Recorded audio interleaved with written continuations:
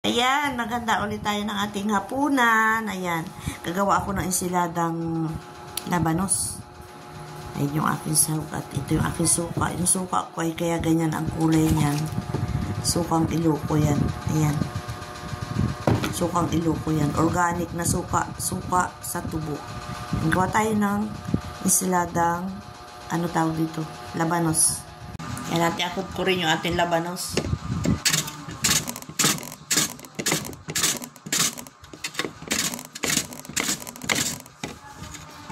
Gawaan ko ito dati. Kurang ko dati ito ng ano, pagawa ko ng banana chips. Ayan. Tapos ko ng lakod ko, napigaan ko na. Naghiwa lang ako ng sibuyas at kamatis. At maglalagay tayo ng tatas ng kalamansi.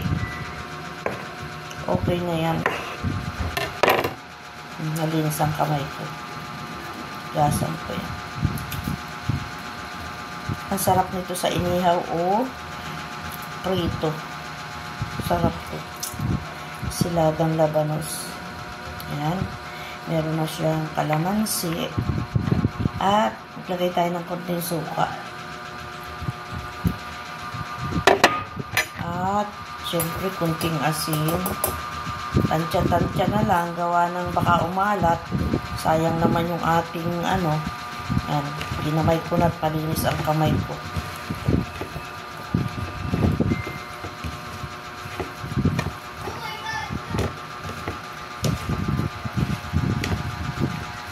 Okay na yan. Ganyan lang ang paggawa ng ensiladang labanos. Dali lang gawin yan. Simpleng-simple lang yan. Yan. Tapos tikman natin kung anong lasa. Siyempre, kung anong kulang, tayo ang mag-adjust.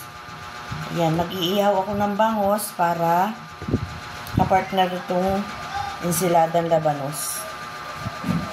Abangan natin yung inihaw na bangos. Ayan, mag-iihaw tayo ng bangos. Hapunan. Dalawa to. Sa kapatid ko to nakisabay.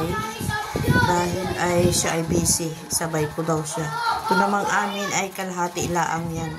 Hinatikot kami ay dalawa namang makain. Ayan na, luto na ang ating inihaw na bangos.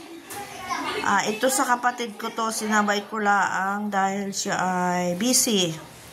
Hindi niya makuha mag-ihaw, gusto rin niya ng inihaw na bangos. Etong kalahati sa amin dalawa mag-asawa.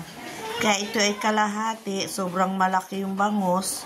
Hinati ko para kasi pagka inihaw ko ng buo yan, ganyan kalaki, hindi naman namin kayang ubusin, kadalasan nasasayang.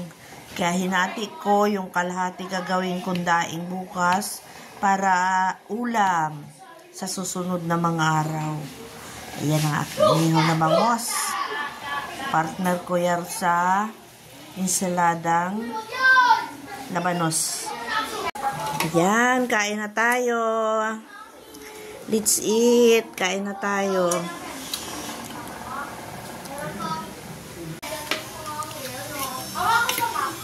Napapakain tayo nito. Gawa nito, oh. Ensiladang labanos. Inihaw na bangos. Kinuhaan ko yan. Iniwan? Binalikan.